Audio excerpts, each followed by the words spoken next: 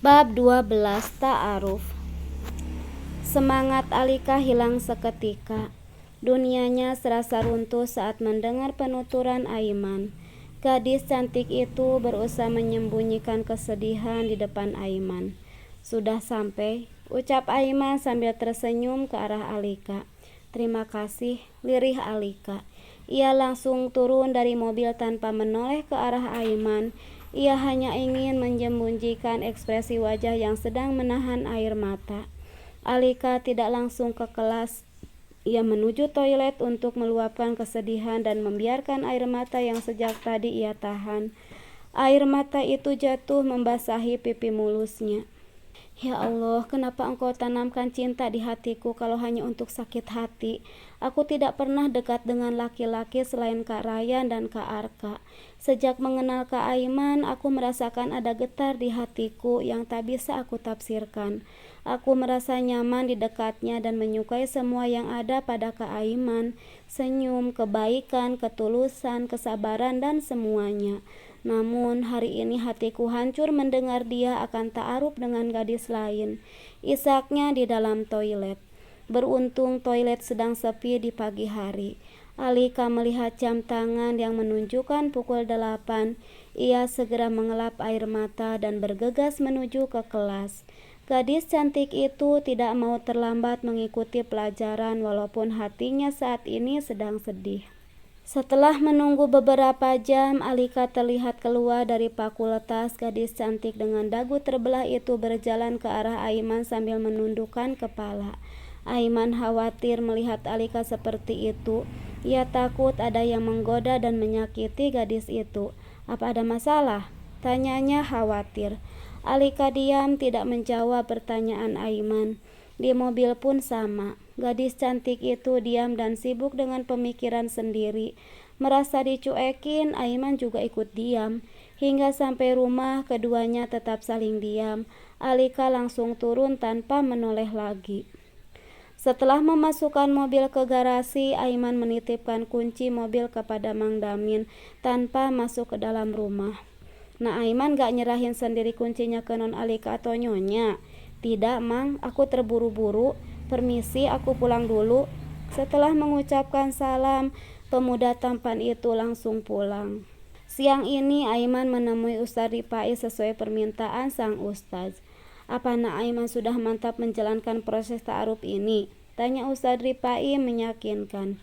"Insya Allah siap Ustadz." "Baiklah, kalau begitu kita berangkat sekarang ke rumahnya Ustadz Fitrah."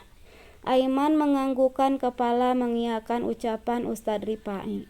Aiman mampir membeli buah tangan untuk Ustadz Fitrah terlebih dulu. Rasanya malu bila berkunjung dengan tangan kosong.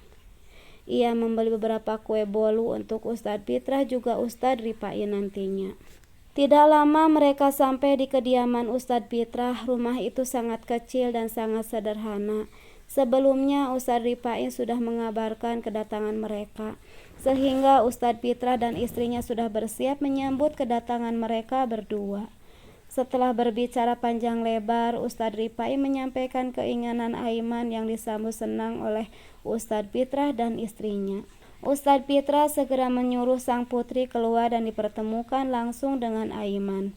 "Nah Aiman, ini putri saya, namanya Anisah. Dia baru lulus dari pesantren, usianya masih 18 tahun. Kalau Nak Aiman berkenan ta'aruf dengannya, mangga. Maaf, kalau boleh tahu usia Nak Aiman berapa?" "Usia saya 23 tahun, Us." Aiman melihat sekilas gadis manis berhijab lebar yang duduk di hadapannya, yang diapit kedua orang tuanya. Gadis itu menangkupkan kedua tangan saat sang ayah memperkenalkan kepada Aiman. "Sebenarnya putri kami meminta untuk melanjutkan pendidikan, tapi kami belum ada biaya. Jadi dengan berat hati kami tidak bisa melanjutkan pendidikannya," ungkap Ustadz Fitrah jujur. Gadis manis bermata sendu itu sejak tadi hanya menundukkan kepala, malu-malu. Sesekali melirik sekilas ke arah Aiman yang sedang berbicara dengan kedua orang tuanya. "Mohon maaf Ustadz, apa boleh saya berbicara berdua dengan Mbak Anisah?" tanyanya sopan. "Silakan Nak." Supaya tidak menimbulkan fitnah, lebih baik berbicara di tempat terbuka yang masih bisa terlihat oleh Ustadz, ucap Aiman sopan. Silakan di ruang keluarga saja, Nak. Kami menunggu di sini. Kami masih bisa melihat kalian dari ruang tamu ini, ujarnya. Anissa mempersilahkan Aiman duduk di karpet kecil di ruang keluarga. Mohon maaf, apa kamu tidak keberatan melakukan proses ta'aruf denganku? Insya Allah tidak, Kak, jawab Anissa masih dengan menundukkan kepala menjaga marahnya. Apa kamu ikhlas tanpa paksaan kedua orang tuamu? Tanyanya memastikan. Insya Allah ikhlas, bukan karena paksaan, lirihnya. Apa kamu tidak keberatan bila kita ada kecocokan dalam proses ta'aruf nantinya? Aku langsung menghitbahmu. Insya Allah tidak, Kak. Apa kamu tidak menyesal karena tidak bisa melanjutkan pendidikanmu ke perguruan tinggi dan lebih memilih menikah muda? Insya Allah tidak, Kak. Menikah adalah ibadah. Insya Allah aku akan menjalankan dengan ikhlas. Untuk cita-cita yang tidak kesampaian karena tidak bisa melanjutkan pendidikan ke perguruan tinggi, aku pun ikhlas. Insya Allah aku tetap bisa belajar dengan membaca buku dan melakukan kegiatan yang bermanfaat lainnya, ucap Anissa dengan mantap. Aiman tersenyum, ia senang dengan jawaban-jawaban yang diberikan oleh Anissa. Seandainya kuliah, kamu mengambil jurusan apa? Jurusan pendidikan agama Islam, Kak. Masya Allah, kamu ingin menjadi guru agama ya? Anissa tersenyum dan mengangguk. Senyuman yang begitu meneduhkan hati. Aiman baru tahu kalau gadis manis yang ada di depannya memiliki lesung pipi sepertinya.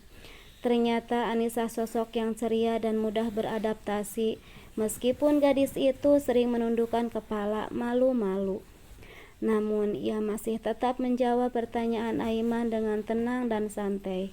Anissa gadis yang pintar, sayang sekali kalau dia tidak melanjutkan pendidikan dan harus mengubur cita-cita mulia menjadi seorang guru hanya karena keterbatasan ekonomi. Aku tidak keberatan membantunya kalaupun kami berjodoh atau tidak berjodoh nantinya, gumam Aiman. Setelah berbicara 30 menit lebih dengan Anissa, Aiman menemui kedua orang tua Anissa dan Ustadz Rifai. Bismillah, atas izin Allah saya berniat melakukan proses ta'aruf dengan Ananda Anissa Fitratun Nada. Kalau diizinkan Ustadz Fitra selaku wali dari yang bersangkutan, ucap Aiman sopan. Alhamdulillah, kami terima permintaan Aiman. Kami berharap proses ta'aruf ini berjalan lancar dan kalian berdua saling cocok sehingga bisa melanjutkan ke jenjang yang lebih tinggi yaitu hitbah, ucap Ustadz Rifai lega, begitu juga Ustadz Fitra dan istrinya.